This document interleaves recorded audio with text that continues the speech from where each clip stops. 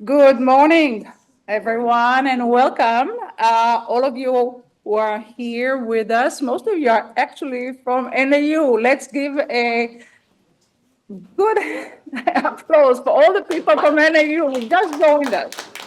So I'm glad to see you all, and thank you for everybody online. Right now we have over 50 people with us online. I'm Hava Tirosh-Samuelson. I'm Regents Professor of History. I'm Irving and Miriam Lowe Professor of Modern Judaism, and I'm the Director of Jewish Studies here at ASU.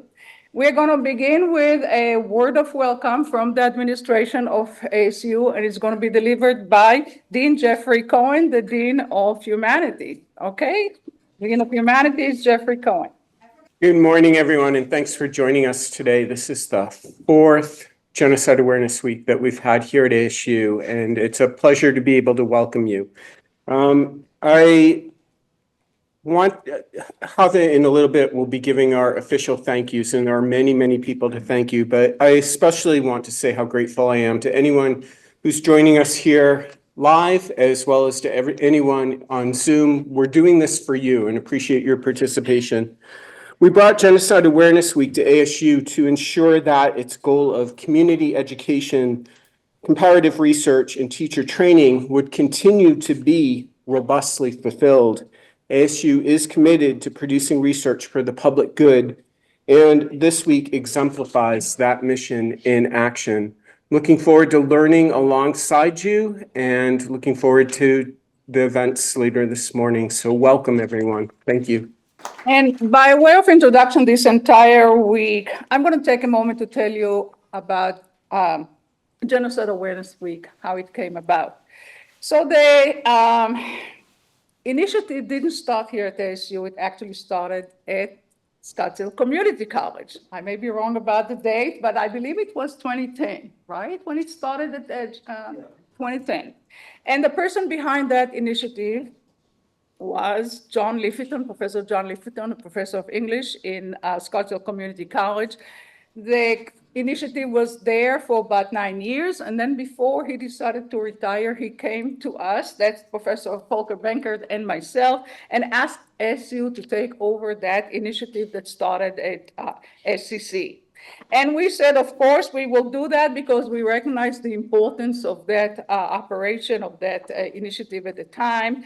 And we promised that we will do our best to raise the Genocide Awareness Week to the next level of excellence. And we could do it. That's actually what we have done in the last 4 years. And we can do it because we reached out to various units here at ASU. First and foremost, the School of Historical, Philosophical, and Religious Studies, Center of Jewish Studies, which I direct, the Center for the Study of Religion and Conflict, the School of Social Transformation, School of Politics and Global Studies, Malikian Center of Russian, East European, and Eurasian Studies, and other units. My point is that this is a highly collaborative effort on behalf of ASU, or as far as ASU is concerned. I want to thank all the people from the various entities that made it possible for the GAW to move from Scottsdale Community College to ASU. In particular, I would like to thank Professor Richard Amesbury, the director of Shippers, and to Becky Tsang. Is Becky with us? She was here before. Yeah. Becky Tsang, the assistant director of Shippers, the staff of Shippers that have done a lot of the work in the previous 3 years to make it possible for all of us to have this conference. This year, the staff of Jewish Studies is taking over a lot of the administrative responsibilities. This is Lisa Kaplan here on the side, the Assistant Director of Jewish Studies. Gloria Baker is a person sitting outside and helping with all the registration. Kirsten Moss-Edgett has done our publicity. And with us also, not from Jewish Studies, is Ari Gadrash, who's our tech person, our tech specialist, without which none of this would be possible. So thank you, Ari. He comes to us from an entity called Listen Without Borders. So thank you, Ari.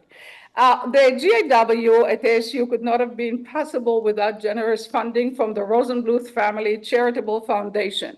I want to thank the leaders of the foundation for their continued support of our effort to teach about genocides in a comparative, historically grounded, and judicious manner.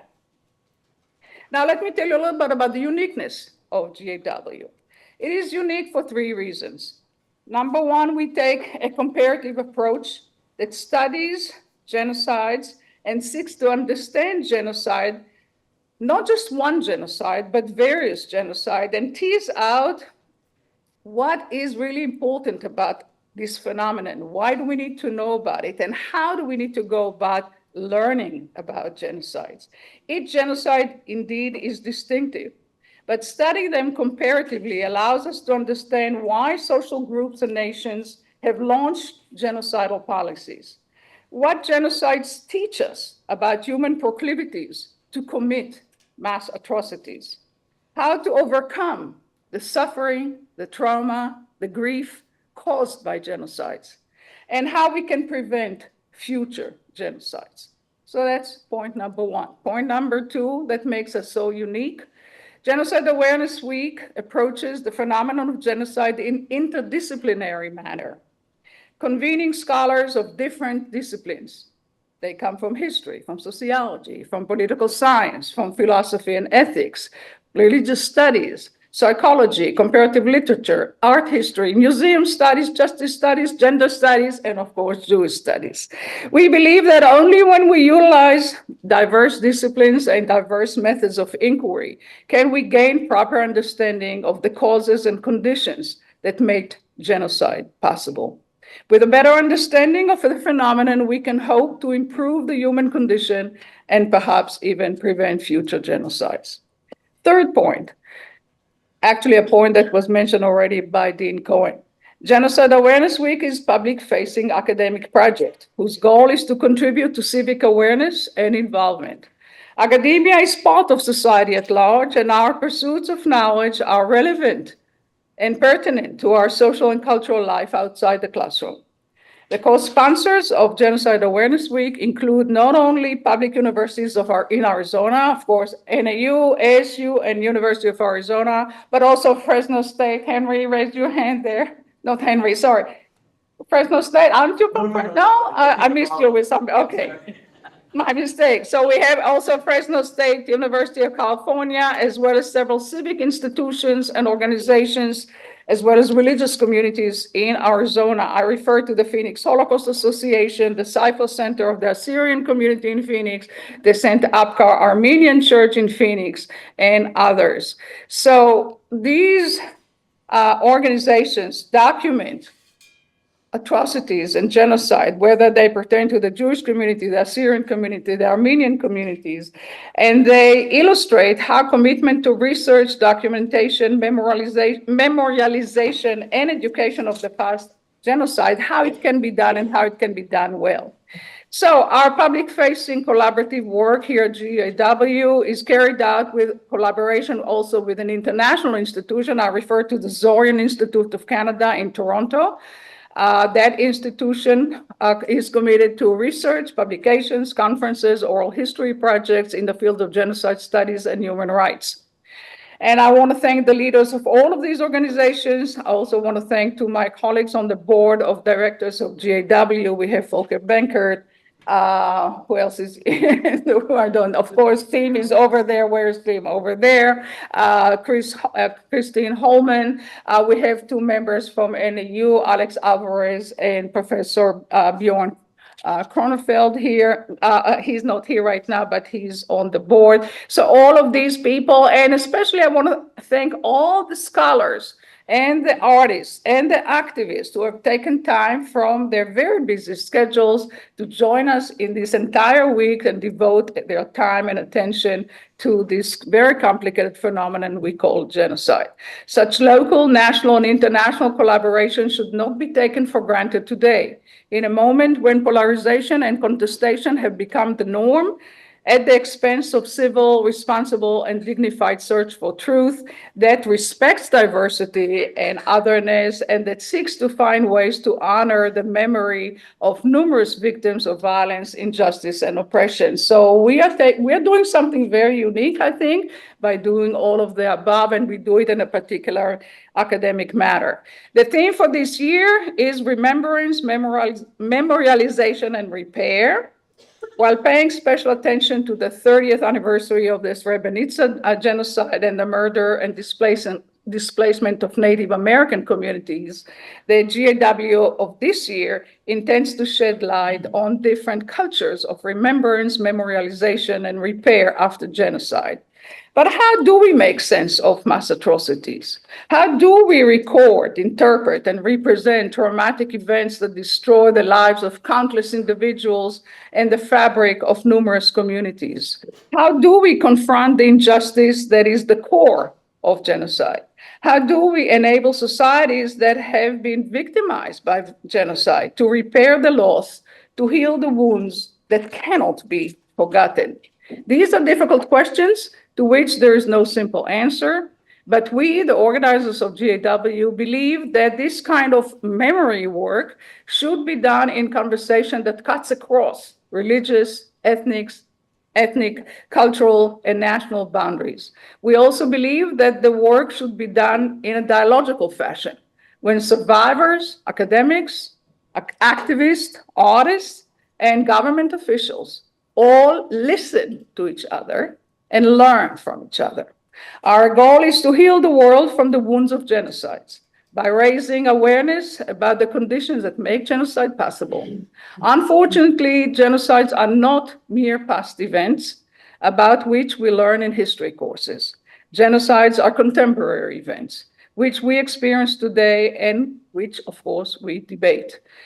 As we try to confront the complexity of the phenomenon of genocides, I ask all of us to treat each other with respect, to pose questions in a civil and thoughtful manner, and to seek understanding rather than grandstanding. We are going to start each day with a testimony of a survivor of genocide, of a particular genocide. Doreen Myers-Duncan will be our first speaker, and she will be introduced by Professor Timothy Langille, to whom a big round of applause is due for all the organizational work that he has done to bring GAW 2025 to take place this year.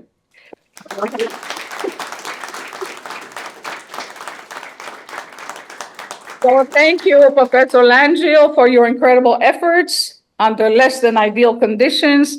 And we're all grateful to you and to your students who are going to help us also do some of the volunteering work here for GAW. So the floor is yours, Professor Langille. Good morning. Great to see so many students here. Shout out to NAU again for taking the bus down the mountain, and I see my own students here, and you're winning my heart, and it bodes well for your History 495 course, and I see past students as well. So I'm Tim Langille. I'm here in Shippers. I'm what we call an associate teaching professor in religious studies and Jewish studies. And I'm honored to be able to introduce my friend, Doreen Duncan. I want to start with our origin story because it's really meaningful to me. It was February 2022. Russia had just invaded Ukraine. I'm Ukrainian Canadian myself. My mother's family is. And I went to the Heard Museum to the Indian market. And Doreen led the matriarchal procession, and they were wearing the kukum scarf, which was exchanged between Ukrainians and Indigenous people on the Canadian prairies. And so after that, I approached Doreen just to share my sentiments and how meaningful and moving it was for me. And we've been connected since. And she's got family here. Her husband, Ken, will be opening up on Thursday, but I will turn to the introduction now. So Doreen's the co-owner, business manager of Yellowbird Productions. They'll be doing a hoop dancing exhibition on Thursday, April 3rd at noon. Doreen is of the Mandan, Hidatsa, and Arikara Nations of South Dakota. She's a graduate of the Institute of American Indian Arts and received her Bachelor of Arts degree in education right here at ASU, Arizona State University, in 1984. Doreen has served as the museum director of the Huhagum Key Museum for the Salt River Pima Maricopa Indian community for 10 years. She also was employed at the Heard Museum in the educational programs. Doreen is currently the manager of a family business, the aforementioned Yellowbird Productions. Under her management, Yellowbird has traveled as goodwill ambassadors, as peacekeeping tours with the State Department and the Department of Defense, and the allies of NATO, at the US embassies and consulates in Central Asia, Europe, Middle East, and Central and South America. In 2004, the Governor's Office of Arizona recognized Yellowbird as cultural keepers in Arizona, so that's quite an esteemed title. Doreen is a matriarch, mother of 8 children, grandmother of 8 grandchildren, past tribal museum director, an educator, entrepreneur, ambassador of Native American culture. And within all these roles and throughout her diverse life experiences, she continues to achieve her passion to promote a positive and correct image of Native American people, which, again, I can attest she does very well. So, Doreen, honored to have you open up the conference.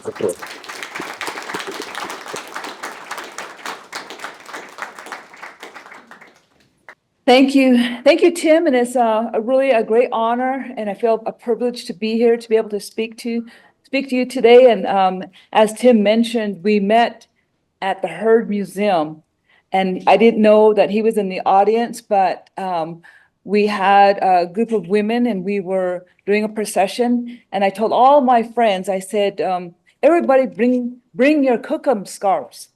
In the Cree language, these are kukum scarves. They come in different colors. And as Indigenous people, we know where we got these scarves. When the Ukrainian people immigrated to Canada, they became good friends with the indigenous people, the First Nation people of Canada. And so the women exchanged gifts, and we received these gifts from the Ukrainian women. And so even though this happened in Canada, all the way down here to the Southwest, Navajo women, Apache women, we all really value our grandma scarves. And so you will see them at powwows or different events, and we all have our kukum scarves. And that connection I have with Tim, to me, is very, very important. That's how we met. But again, my name is Doreen Duncan, and my people, the Hidatsa, the Mandan, and the Rikra. My people live along the Missouri River in central North Dakota. When Lewis and Clark explored and mapped the western half of North America, it was my people, the Rikra, the Hidatsa, and the Mandan, that offered hospitality and shelter to them during the harsh winters that they were in that area. But as more Europeans came in contact with my people, they brought the largest killer to Native Americans. One of the diseases was smallpox. Sometimes these diseases were spread to tribes unintentionally, but also the US government committed acts of genocide through what today would be called biological germ warfare. For example, the US government knowingly gifted blankets to our tribes and purposely infested them with smallpox and killed off many Native American communities. One epidemic in 1837 killed off an estimated 90% of the Mandan people, with only 135 Mandan surviving this epidemic. Today, the Mandan tribe no longer has any more full-blood tribal members As he mentioned, I attended ASU and I was in an anthropology class here at ASU back in the 80s, which is a long time ago. And during that class, I remember I was in the class and they're talking about different Native groups. And they're talking about groups that are extinct. And they told me at that time in my class was that the Mandan tribe is extinct. And then I raised my hand and I said, not completely. I am part Mandan. There are no more full-blood Mandans, but I am part Mandan. And so I'm really happy because my brother cousin is here and he's also part Mandan. Jerry is visiting from North Dakota. And so we are few in number, but we still do, we recognize that we have Mandan blood. So there, as more land was taken from Native Americans, my ancestors were forcibly confined to reservations and not allowed to live off the land as they did before colonization. They were given rations by the military and they were told that they could no longer hunt and gather. Their primary food source was the buffalo at that time, and they killed off a lot of the buffalo. It was a difficult time and very dehumanizing in many ways, especially for the men who are not allowed to provide for their families anymore, as they did in the past, as they were beginning to foster their sense and a degree of forced government dependency. Then came the philosophy of assimilation. Kill the Indian in him and save the man was the thought in 1892. And that's when the boarding schools became popular in the US government. Boarding schools across our country, which aimed at civilizing and Americanizing my people. Many people were forcibly removed from their homes to be taken to Indian boarding schools. They didn't have a choice. They just came and took our children. Both of my parents attended boarding schools, although they never really talked about it too much. But one thing I do remember is that my mother, she told me that she would never teach me our Arikara language because she said, I don't want you to be punished the way I was punished. And she did tell me one time, she said that she was, they put a bar of soap in her mouth and put her in a dark closet for an extended period of time because she was caught speaking the only language she knew. And that was, that's one generation from me. Hundreds, thousands of Native children died at these schools, never returning to their homes or to their families. My reservation, as I mentioned, is in North Dakota, and they gave us a certain amount of land. I'm speaking for all tribes, and then our land base kept shrinking and shrinking. In the 1950s, US government passed legislation to build a dam on the Missouri River. In the area where my people lived, 1/4 of the reservation was lost to flooding, of which included 94% of the tribe's fertile farmlands. About 1,700 tribal members were displaced, including our main community, our main town called Elbowoods. That's where my parents and my grandparents lived. And, I remember my older sister, she's in her 80s, and she said she remembers when they flooded our land. And she said, again, we didn't have a choice. My mother said she remembers they went to the highest hills, and she said, you could hear the water coming before you could see the water, but the water was coming and it was going to flood our whole area where they were living. And at that time, there was no FEMA or anything like that. They stayed in tents for several years until they could rebuild their homes. And so my oldest sister, who was like in her 80s, and my mother, they lived through this. And they told us, bits and pieces of, how it was to rebuild after being flooded. And that, if you want to learn more about, you can read more about Elbowoods. Because of these atrocities, Indigenous people suffer from historical trauma, resulting in higher incidence of substance abuse and suicide. My life story is only one of many numerous stories that can be told from different tribal groups all over this continent. Genocide continues today. You think it's all in the past, but it's not all in the past. Native Americans, we have the highest rate of murdered and missing Indigenous women and men. Sadly, more women than men. Murder is the third leading cause of death for Indigenous women. Non-Indigenous perpetrators commit 96% of the sexual abuse on Native American women, and non-Natives are rarely brought to justice. Indigenous people are murdered 10 times higher than the national average. Because of systematic racism, jurisdictional complexities,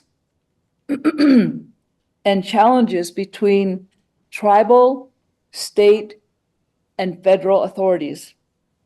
The lack of resources on reservations and the lack of timely response from enforcement agencies that should be resources. According to data by the Urban Indian Health Institute, and this was 2018, so it might be worse now. Among US states, Arizona has reported the third highest number of missing and murdered Indigenous women and children. Just this past weekend, a beautiful, innocent, precious, young, 14-year-old Apache girl, Emily Pike, was finally laid to rest on the San Carlos Apache Reservation. My husband Ken is from San Carlos.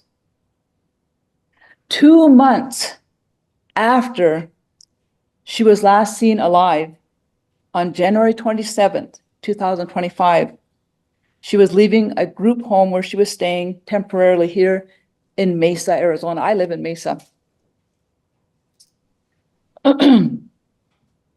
On Valentine's Day, February 14th, her remains were found in trash bags.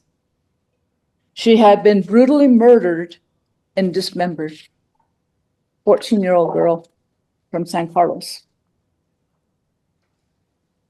Emily Pike's family was not told by the authorities at the youth home that she was missing until a week later, after she went missing. There was no Amber Alert for Emily Pike. The most horrific kind of predator is out there somewhere, maybe in Mesa, maybe in Globe, or somewhere here in Arizona. And this should be alarming to everyone who lives in Arizona, because they have no suspects.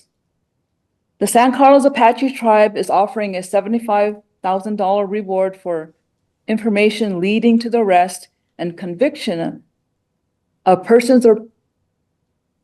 person or persons responsible for Emily's murder. Emily Pike's life matters. She is a child of the same Creator who created each and every one of us. Her short life was celebrated not only by those who knew her, but by complete strangers who acknowledged her time on earth. To her family, she is remembered as that cute, sweet girl who loved stars, butterflies, the color pink, and Hello Kitty. Emily was an aspiring artist who enjoyed drawing bright, colorful pictures and playing with her cat that she named Millie Pike. I was gifted this necklace that I'm wearing, and a symbol represents a movement in Indian country. And the movement is to acknowledge our murdered and missing Indigenous women, because there are still many who are still missing. And it's not just in Arizona, it's all the way up into Canada, where there's so many. As Mr. Rogers would say, he was asked on Sesame Street, because he always was there for the children. He was asked what to tell children during tragic times, during difficult times. And he would say, look for the helpers. Many people showed their compassion for Emily Pike. Many people helped. Today, in this uncertain world, I hope that everyone in this room is a helper. There has been some progress on the US side legally. While the vast majority, 96% of Native American female victims of sexual violence experience violence at the hands of non-Native American perpetrators, tribal communities have lacked authority to prosecute non-Native American offenders. The Violence Against Women Act was reauthorized in 2013 to include limited tribal authority to criminally charge non-Native American offenders against Native American women. This is a good first step. And I have heard many stories of someone who is attacked by a non-Native, and the tribal police can't do anything. All they can do is call some from another city, the bordering city. And if they have enough time to come out, they'll come help. But otherwise, a lot of these crimes go on unsolved. So this is a good start. But my husband and I, my husband Ken he's from San Carlos, the San Carlos Apache tribe. And for the last maybe 3-4 years now, we go to San Carlos every Monday. In fact, today, later on, we will go to San Carlos and we teach a parenting class. But we use a lot of Apache culture in our parenting classes. And we really enjoy these classes. They originally were set up for maybe 30 people, grandparents, aunties, and uncles, or anyone who is a caretaker for the children in San Carlos. Last week, our attendance was 50 people, and the room is about this size, so it was packed.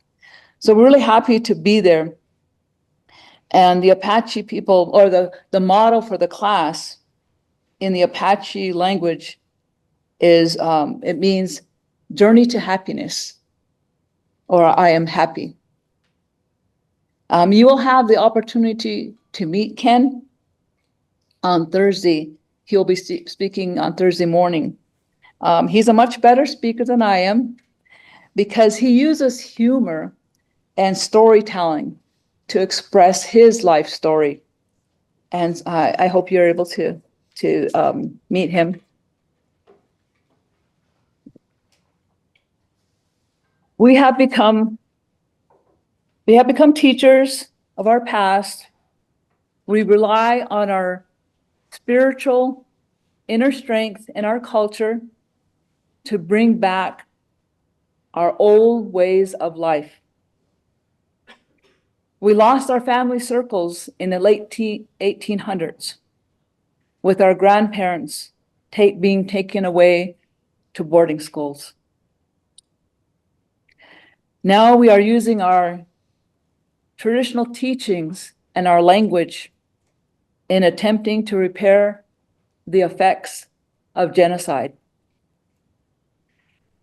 There's a couple of different, besides what Ken and I are doing, there is an organization that is based right here in Mesa.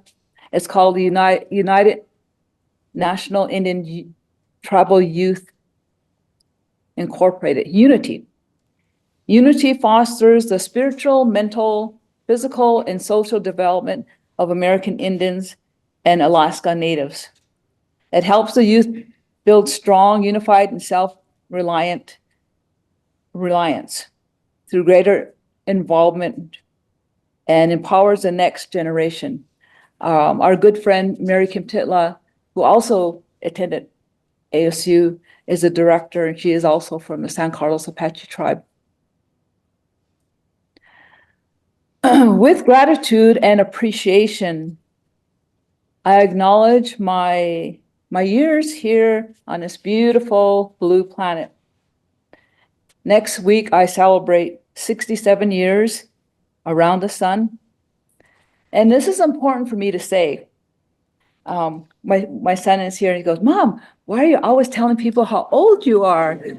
And he said, most non-native women, they don't like to say, "Hey, this hot." But I do.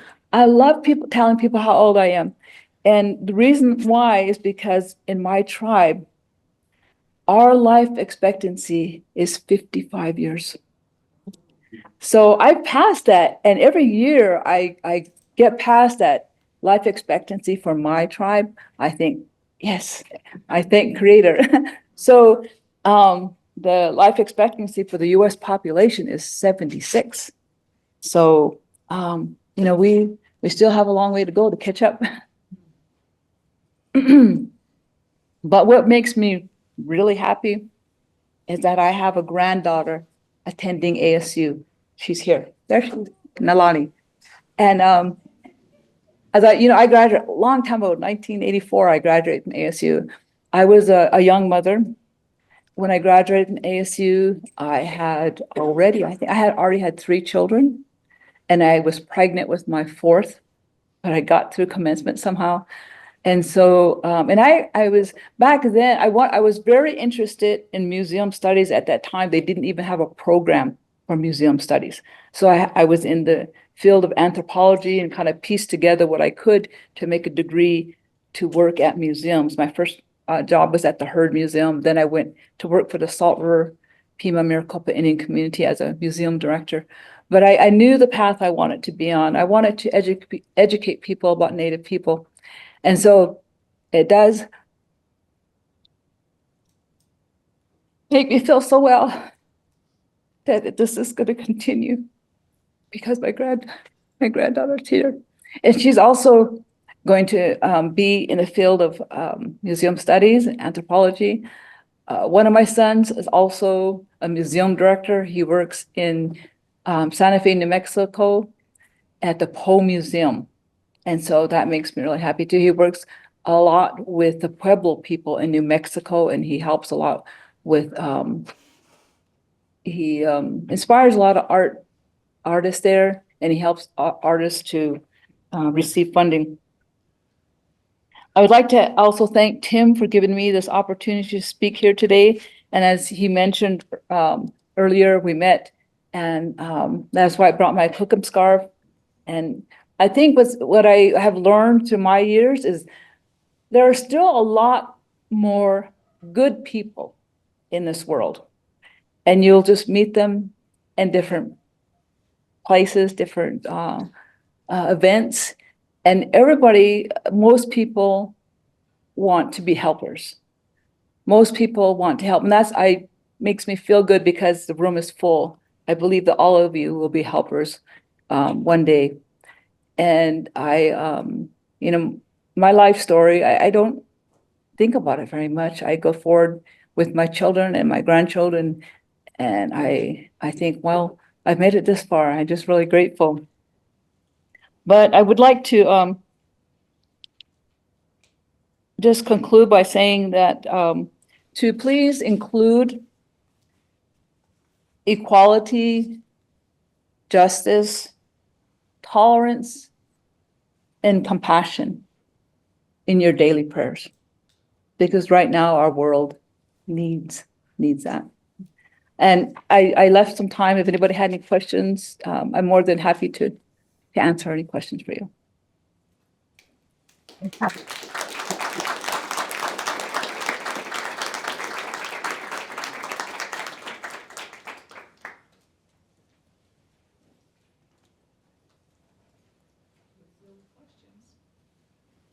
Yes, well, thank you, Doreen. Oh. That was fantastic. And yeah, since 1980 to 2012, over 1,200 missing and murdered Indigenous women in Canada. And there's a highway of tears.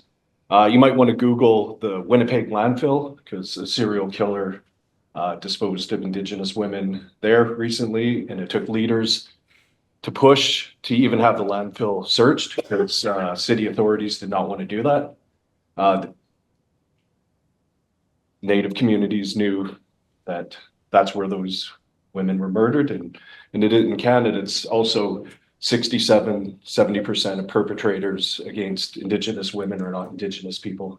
So are not. Tim, can you just announce the Zoom people? Q&A. Yeah, we're doing the Q&A now, so we welcome all questions, both in the room and online. And please, the floor is open to you.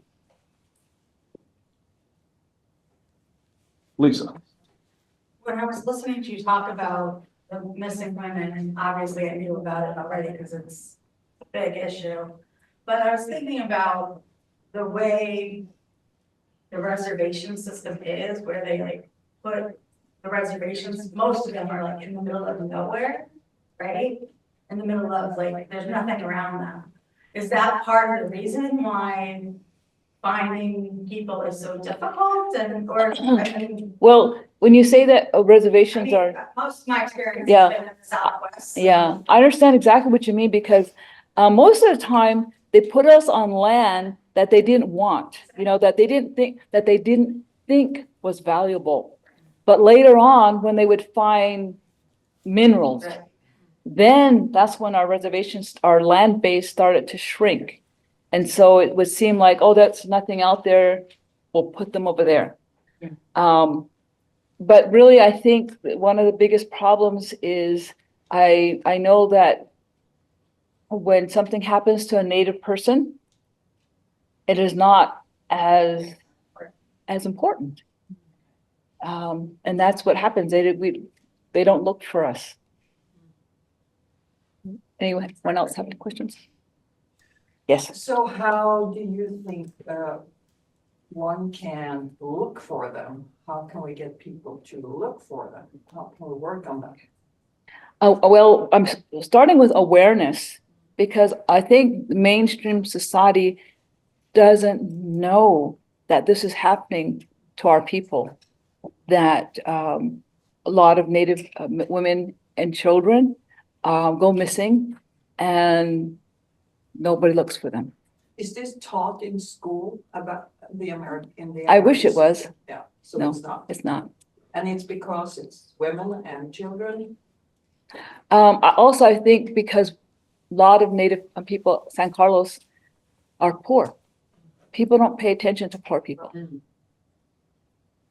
sadly. An online question? Okay. As a fellow, this isn't me, this is Regina Richardson. As a fellow Native American, do you believe that one day this nation will respect and honor all tribes, even those that are extinct? I certainly hope so. And, I hope that's why I'm so happy that everyone's here and I'm happy that Tim asked me to speak today because it really gives us the opportunity to let other people know, and we hope that everyone in this room will let people know what is happening to Native people. It's a start. Henry Terry. Oh. I hope this isn't an unfair question, but also I want to say your remarks were both, I think, really intellectually rich, but also really moving. So thank you for both parts there. It's probably unfair to ask you this, but do you see the route forward for Indigenous people in the US particularly, but it would extend to Canada, Australia, and other places, South America and Central America, to be through maybe established channels like court cases and changing who's in charge of, you know, the Bureau of the Interior and things like that? Or do you see that we need to have more fundamental change, even political change? For instance, really significant land reparations, for instance, that would actually change the political structure of the US, or maybe change it from the US in some ways.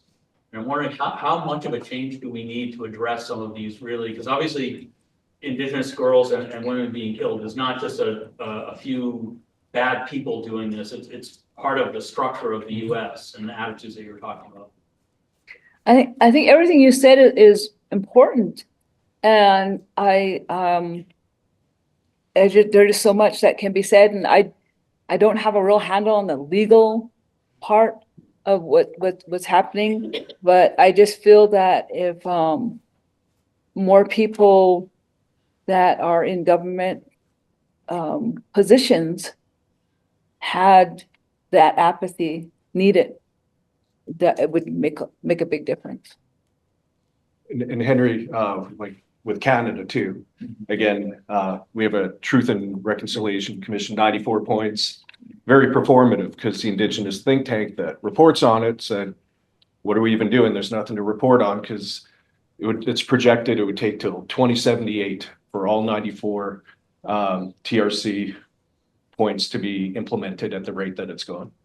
So even once it gets to that level, and it's just performative, right? Two quick questions. I was wondering if why there was no Amber Alert, and I was also wondering if the language that your mother spoke has been preserved in some way, or is it totally lost? My understanding is there was no Amber Alert for her because there has to be some proof that she was in danger. And it has to be proof. And by the city of Phoenix didn't feel that she was in danger. Oh, the language. That's interesting, because I come from a generation where we don't speak our language. That's, you know, it's really sad because I'm like in my 60s. But I was really happy because I met a young man from my tribe. He was like in his late 20s. And he just came up, I was here at a conference, and he just came up to me and he started speaking Arikara. And I could recognize what he was saying, but I couldn't respond to him in my language. And so there is a revival of the languages in our communities. It's being taught, and it's coming back. And that made me really happy and sad at the same time, because I thought, he's younger than me, I should be able to speak. But I come from that generation that it wasn't, I mean, our parents did want us to learn. Yes, in the back. Do you think that women, like that men were, or sorry, that women and children were disproportionately affected because those groups are seen as like bringing new generations like into the world, or like why were men not as affected? That could be part of it, but I really feel that many reasons that we are dehumanized. You know, recently, I can't remember what year it was that it was a difficult thing to do, but we were able to change the name of Squaw Peak to Piestewa Peak. And that was important to Native people because that was not a good word. We don't want to use that word. But there was pushback. People wanted to keep that name, but it was dehumanizing. And it was not good. It meant bad things for Native women. And so it did take some time, but we were able to change that name. You know, way back, they you know, Pocahontas, you know, she was probably one of the first Native women murdered because, you know, she was young. And so it continued. Catherine O'Donnell. Thank you for these remarks. And one of the things that struck me, one of the many things, was your description of Louder. being in that college classroom in 1984, and your professor said the Mandan people are extinct, and you raised your hand and said, we are not. My guess is everyone in that room remembers that moment. And that's the kind of exchange, I think, of knowledge that colleges, universities need, that we thrive on. So thank you for that. And I was wondering if you might tell us anything more about what brought you to that college classroom when you were a young mother with so many responsibilities, and just how you have worked with or seen universities not working enough with you and people around you. Can you repeat the question, because the people online can't hear it? Um, Or Tim, can you repeat it? what did she say?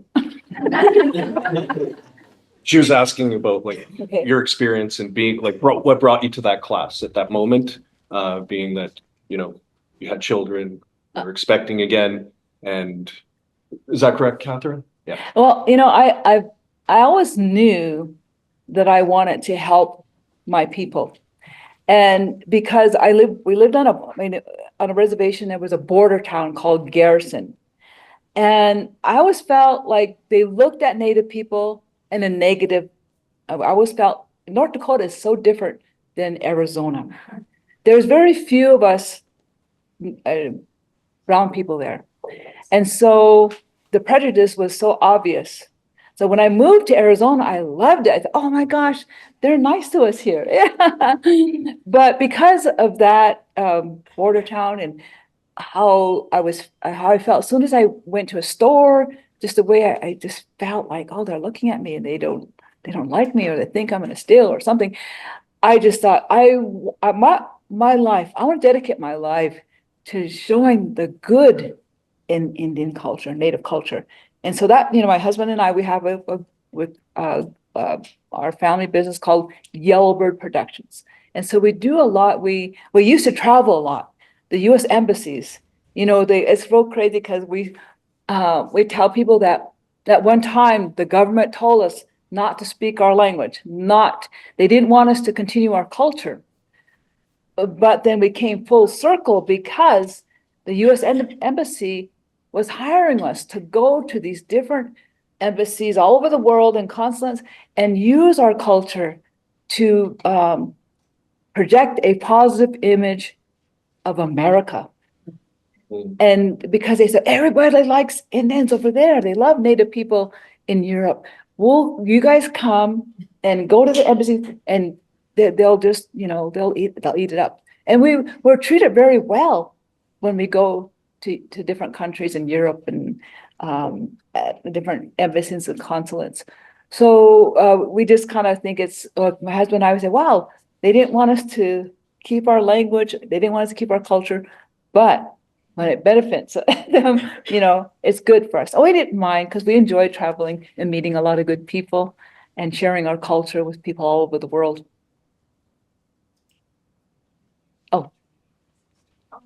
This might be a little like personal question, but how do you manage to, on the psychological and also spiritual level, to work with the U.S. Embassy and the U.S. government after this history of trauma and genocide? I'm just going to repeat the question. Okay, good. Yeah. So it was about the psychological and spiritual. Like psychologically and spiritually, like work with the U.S. government after this history of trauma and genocide. So after the history of trauma and genocide perpetrated by the U.S. government, what is it like psychologically and spiritually to go represent them internationally? What is really interesting, because we hear that question, we've heard that question when we travel internationally. People have said to us, why would your people want to promote the U.S. after what they've done to your people? And I tell them, I said, you know what? Native people are very patriotic. If you go to a Native home, you will find a photograph of someone who was in the military. Native people have volunteered at the highest rate per capita to be in the military because we were warrior societies. And so the men, they wanted to protect and serve. And so that was the next best thing for them to do, was join the military. And so in my family, everybody's family, we have a veteran. My sister is a veteran. And I tell people, as Native people, we still believe that this land, this Turtle Island, because our ancestors' bones were buried here, we still believe it's sacred. And so we will still defend this land. I'm saying land, very important. And that's what I've told people who've asked me that question before. So violence against Indigenous women and children is widespread throughout the United States and Canada, but are there similar statistics or dynamics between Indigenous populations in other countries in the Americas, like in South America or Central America? You know, I don't know for certain, but I would believe that is probably the same. In Central and South America, they're probably the same issues that we deal with here in this part of the continent.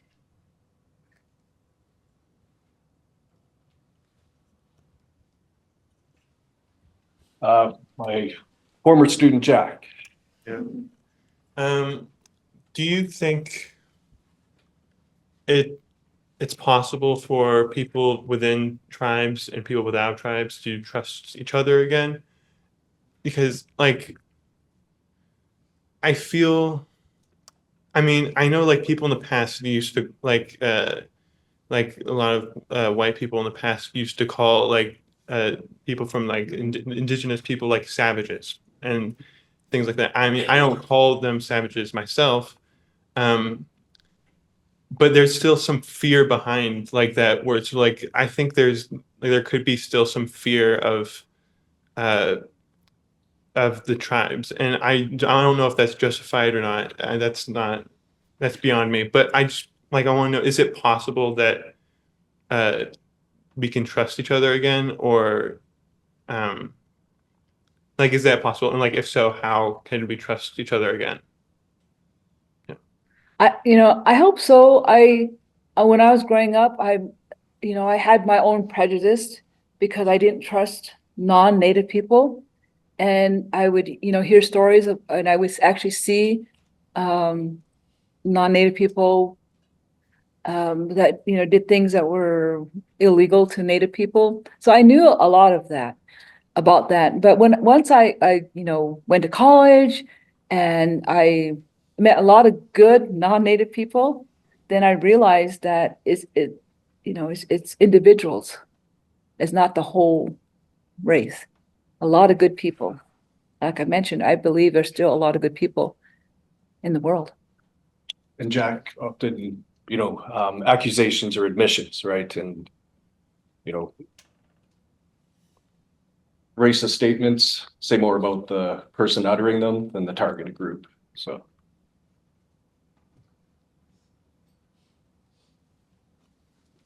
Oh, okay. Oh, okay. Was it? Oh, Do you think your husband is cute? hey. Okay. He will be speaking on Thursday. And I mentioned you'll have a great time with him. He's not going to use any statistics, but he has some really beautiful stories. He's a storyteller, and also his humor. So he'll be here on Thursday. We all think you're cute, Ken.